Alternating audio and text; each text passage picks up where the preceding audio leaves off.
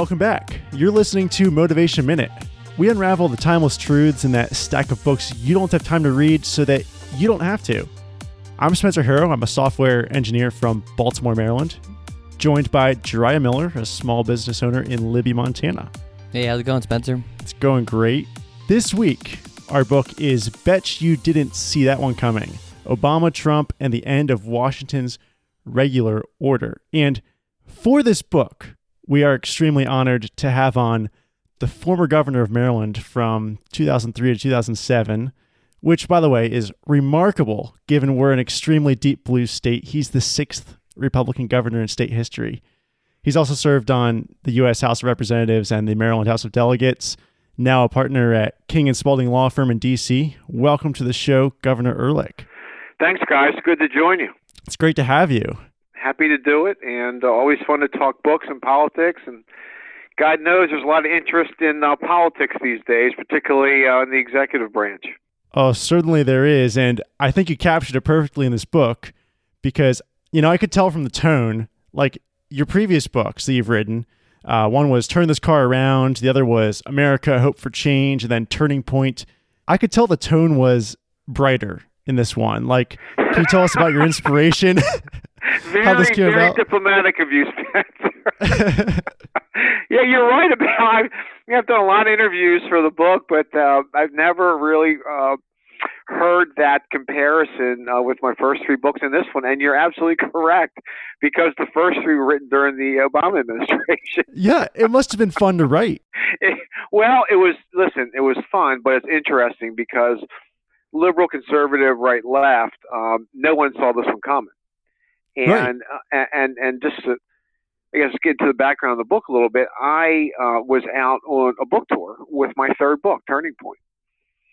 And I was talking about, obviously, progressive policies in the Obama era and all that, and sort of cultural critique and economic critique, and running around to Reagan Day dinners and business groups, and basically the East Coast. I did some Midwest events in the South as well, but a lot of East Coast, Northeast events. And I started just picking up this vibe. And it was much more a vibe. It was tangible. It was people, particularly women, showing up in the front row. And they would typically get in the front row whenever I spoke. And they weren't there to praise me or to marvel at my good looks. They were there, I soon found out, to make sure I said nothing negative about Donald Trump.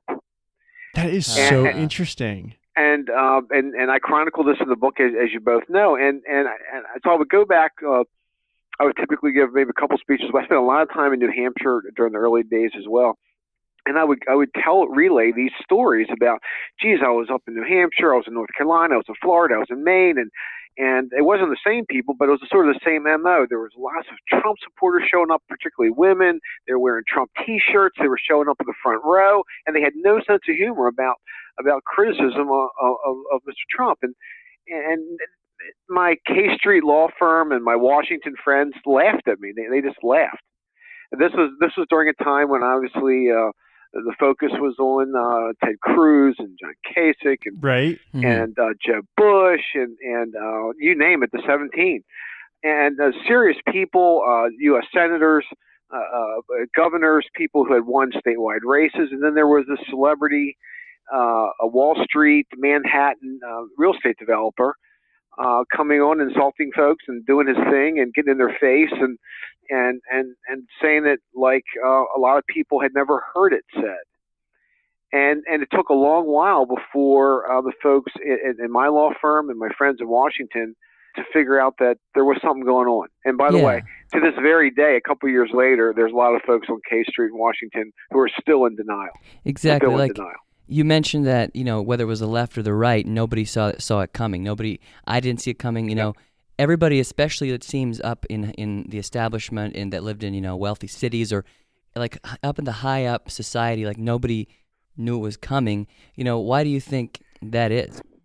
Well, that's what the book's about, and I would I'd encourage obviously your listeners to go get it on Amazon these days. It's been out for a while. It's been out since I guess 10, 11 months now. But the bottom line of the book is why. To answer the question, why this occurred, how it occurred, Some of it was a reaction to, again, the progressive era, 8 years of progressivism on steroids, and Right. the country is not there. The country's not hard left. It's just not.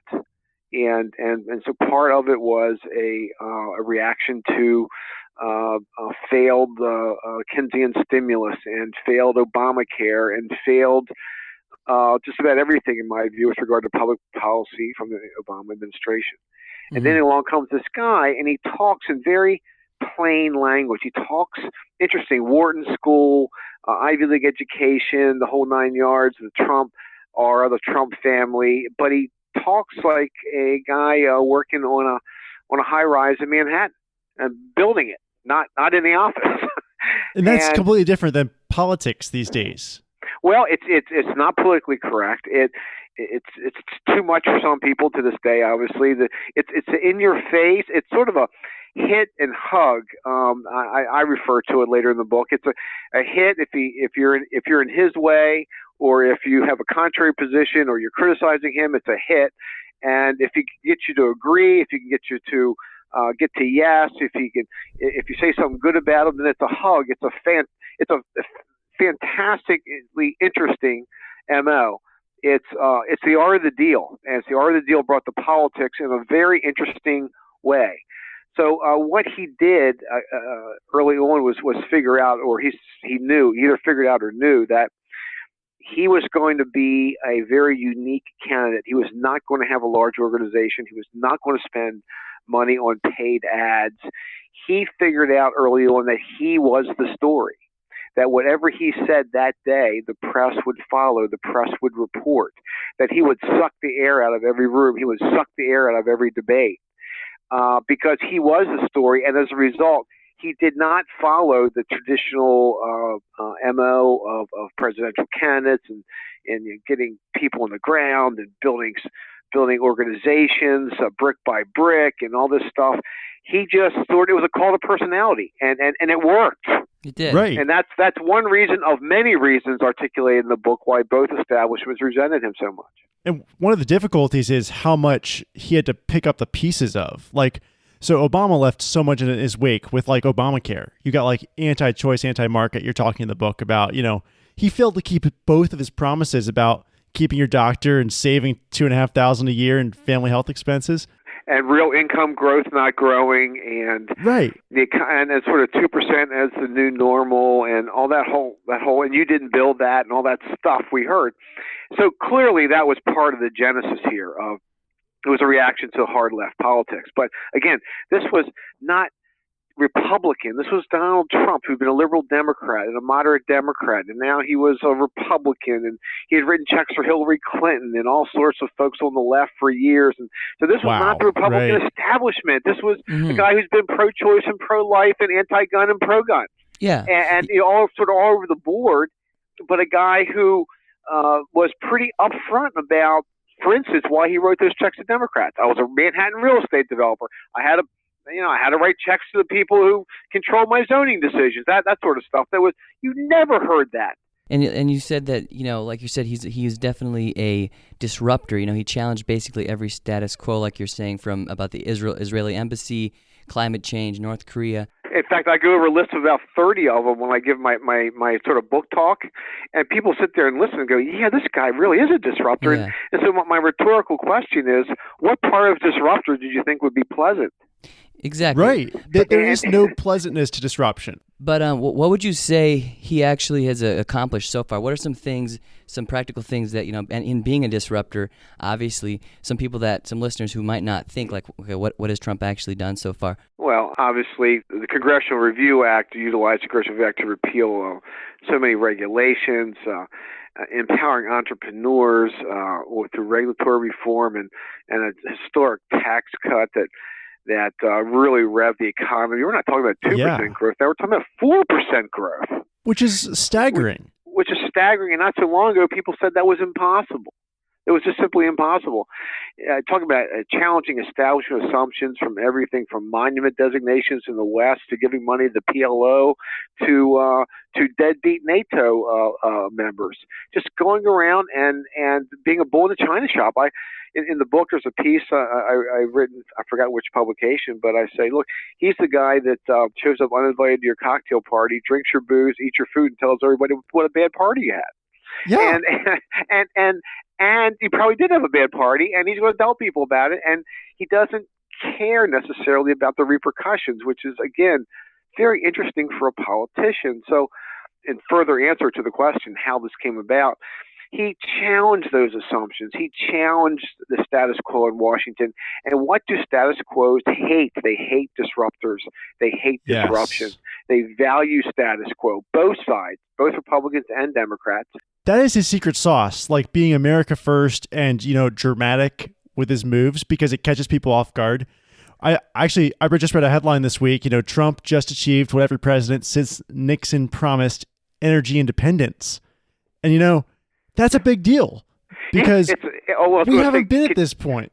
We have really two pending questions. I keep going back and forth with the answers because what has he done? Again, energy independence. The natural gas revolution, which has not only given us energy independence, but empowered our economy with new high-paying jobs. And we haven't gotten to the judges yet. We haven't gotten to the appellate judges and the district court judges. It's been a wildly successful administration, Reagan-esque, if you will. With a lot of bumps, by the way, and some self-imposed. Because this MO is going to cause, if you're waking up every day and you're just tweeting what you think, what you feel, there's going to be bumps, and there has been. Right, and because he's unconventional, he makes progress that others haven't. Like, people in the past, the presidents were making, fuel-efficient car acts. But now he just lifts off the regulations so that you can drill freely. And now we're thriving. Like, it's that simple. And he doesn't placate, the rest of the world, let alone Europe, with the Paris Accords. He said those industrialized countries weren't never serious about them in the first place. The Obama administration couldn't get the votes for a treaty, in fact. So he said, no. We believe there's climate change. It's a fact, a scientific fact. But we're going to do it through the economy. We're going to do it through private industry. We're going to lower emissions through the market economy. We're going to have a natural gas revolution in this country, and that's occurring. Yeah, I mean that's how you do it. The natural economy is so much more efficient than the government doing it. Yeah, eventually, if green energy is more efficient, then maybe eventually that'll take over, but it'll probably be quite a ways down the road, and yeah. And that's how market economies operate. They reward efficiency and profit, right? Yeah. I remind people that he beat up the automobile manufacturers during the campaign. Right. And then every time there was an announcement concerning a new factory in America by an automobile manufacturer, it was, we love the manufacturers. We're going to give you CAFE relief, mild standard relief. We're going to give you corporate tax cuts. Again, it's hit and hug. It's about getting to yes. It's about getting to a deal. It's about making forward momentum, not kicking the can down the road, which is really different in D.C. I was just surprised at how many Republicans, aggressively opposed him. People that I thought were, more conservative, but they still opposed him. But that goes to the point you made about he wasn't really a Republican, and how, he wasn't really a conservative movement necessarily. That's a really good point, because instinctively, I think it's fair to say he's a conservative Republican. More times than not, he'll end up with pro-military, pro-defense, less regulation, tax cutting, conservative judges.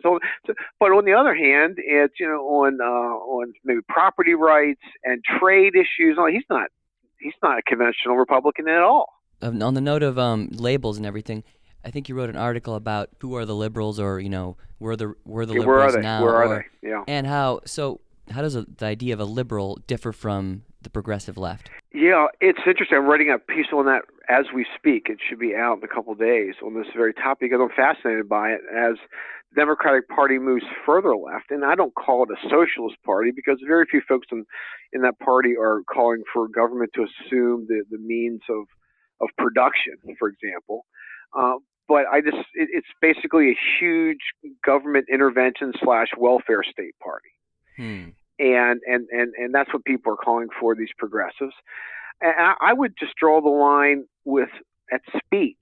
Yeah. Traditional liberals, Berkeley Democrats, Serica 60s and 70s, and the anti-war movement and the civil rights movement and the women's movement, it was all about speech and dissent. Sometimes it was violent, sometimes there were riots, but it was all about almost unfettered speech and free speech in the best American tradition, I would argue.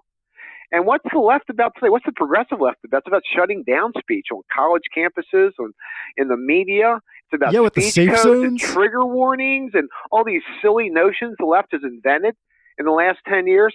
So I would clearly draw the line between traditional liberals who were all about speech and progressives who are all about shutting down speech. That is so interesting how they've gone against their original bent. Yeah. And it's kind of an interesting label, progressive, because I've heard a lot of people change it to, what they consider the regressive left, because they're definitely not progressive in the definition of the word. You're right. I love it. Well, I use progressive just because the press does, and we're in the word war game here. And if the press is going to use it and it's positive, then we need to define it down. So that's why I use it, but that's also a good point. Would you say that the right has changed at all in maybe negative ways, like the left has in some ways, or how do you see the right changing over the last few years compared to the left? I see, and the president's not been helpful here in this instance. I see just the utter failure to control spending in Washington, D.C. as the most significant problem of the modern right. The Democrats these days have stopped, to their credit, actually. They don't even pretend to care about the deficit. They don't care.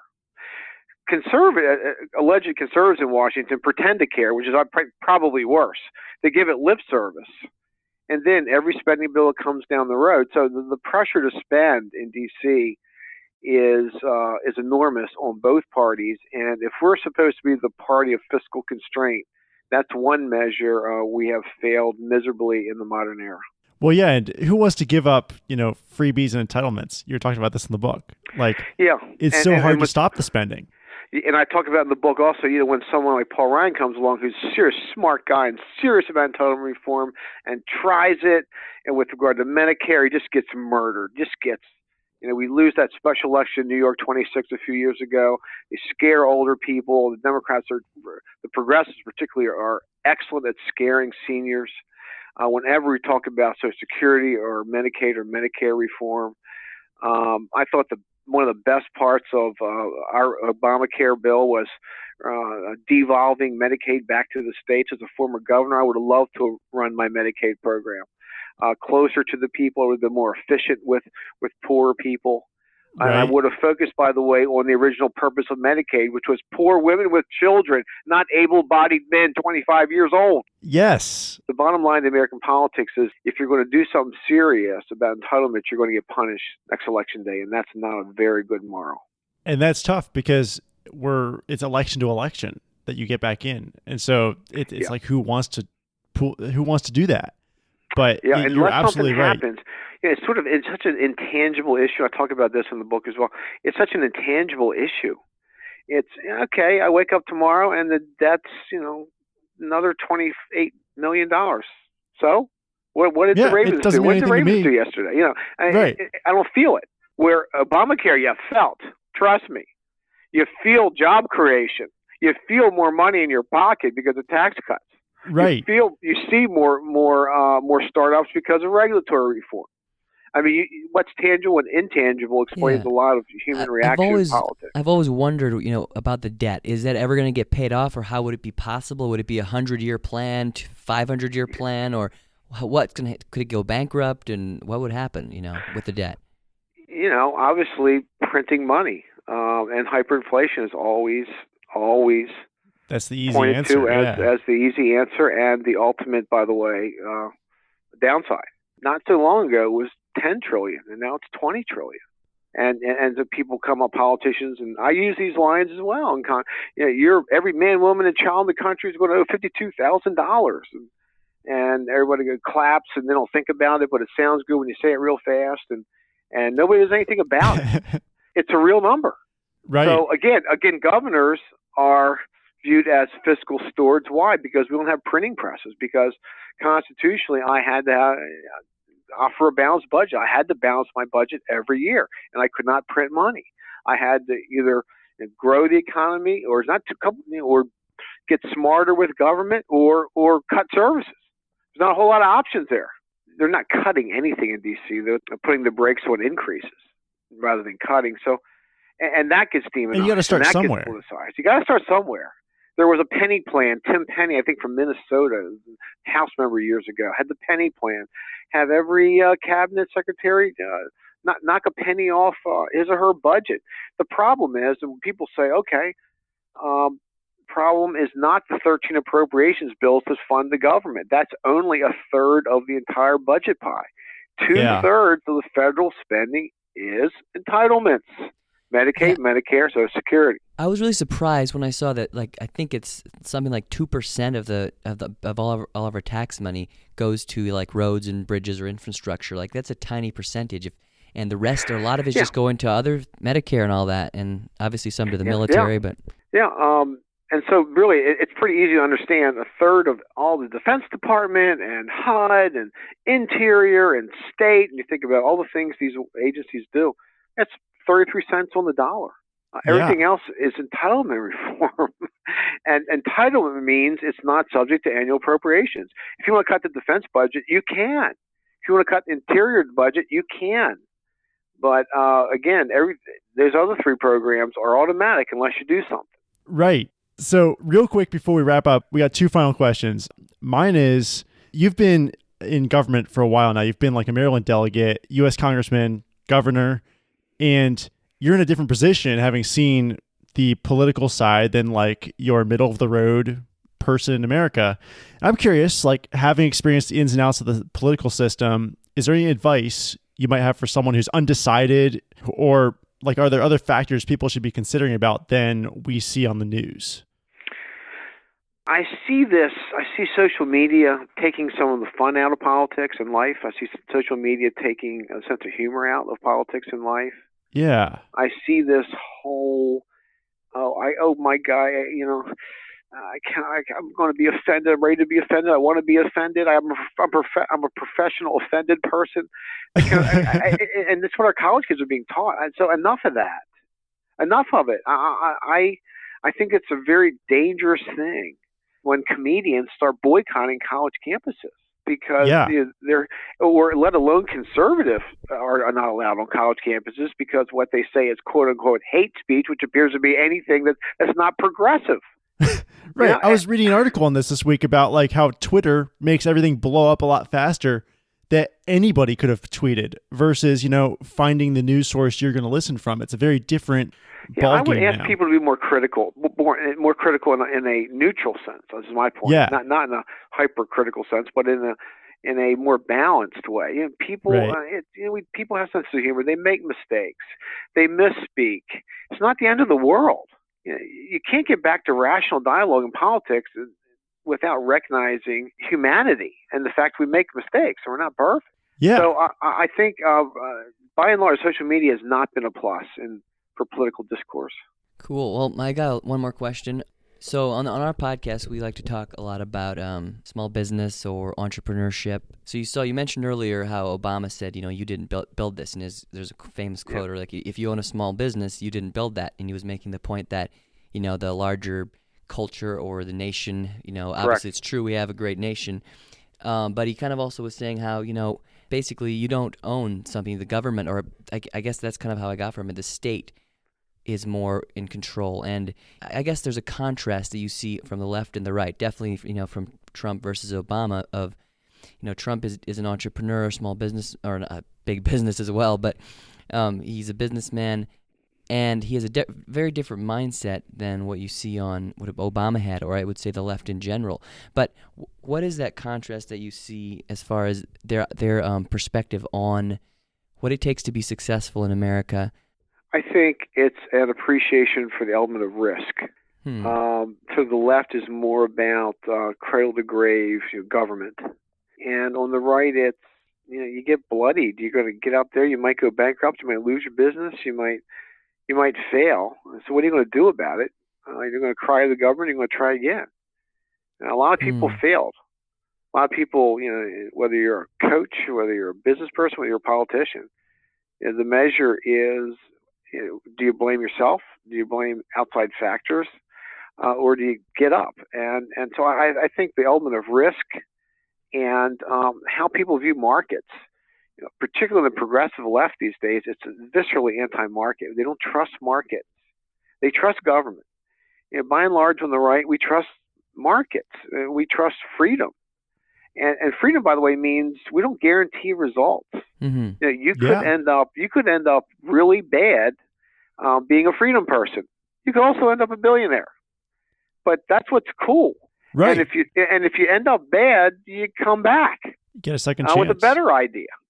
So again, it's how people view life. It's very different on the right and left. And I like the freedom thing. It's always appealed to me. And that's why I'm a Republican.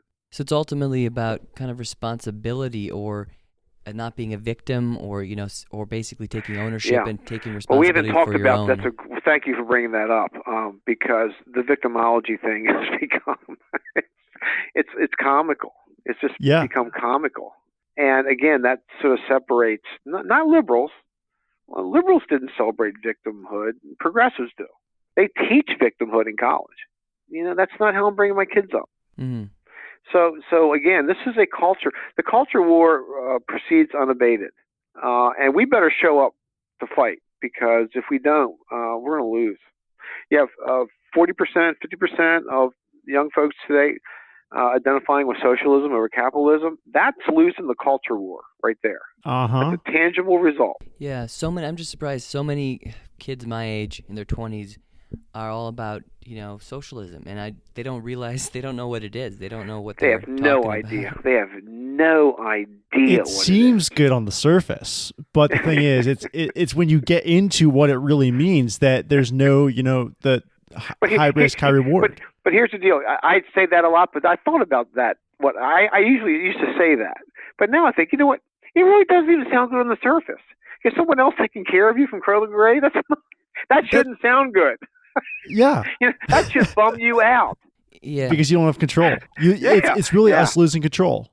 Yeah. So again, it's parents, and I give more money these days to these groups, Leadership Institute, and so many out there that are fighting the culture battle on college campuses. It's the professors and these administrators are hard left, and it's hard to have conservative professors. So I think we engage. So in any event, I thank you guys for the time, and really enjoyed it. And I hope the book's called, I bet you didn't see that one coming. It came out number one on one of Amazon's, one of their political categories. And when it first came out. That is very cool. It's been out there for a while, but I think if you really want a sort of concise contrast piece, the end of one administration, beginning of another, and how this very unique politician arose, it's a pretty good piece of analysis and a good read. I would wholeheartedly agree, and I thoroughly enjoyed it as I was reading it. So if people want to follow up and learn more about what you're into, how can they find you online? We're on Facebook. I'm on Facebook. So just communicate on Facebook. My wife's on Facebook. Again, the book's on Amazon as well. So I wish everyone a Merry Christmas. By the way, it's okay to say Merry Christmas, too. That's right. We'll say Merry Christmas to you, too. You know why? We're all you know for why? that. You know why it's okay? It's Christmas. That's right. And happy Hanukkah. And we have a pluralistic society. We celebrate it. We celebrate freedom, not from religion, freedom of religion. Yes, absolutely. Well, thank you so much, Governor, for joining us. It was a pleasure to have you on. Take care, guys. Godspeed. Well, we hope you enjoyed this very special episode of Motivation Minute. And before you leave, make sure you tap that subscribe button, because you don't want to miss any of the upcoming episodes. So thanks for listening. We'll see you next week.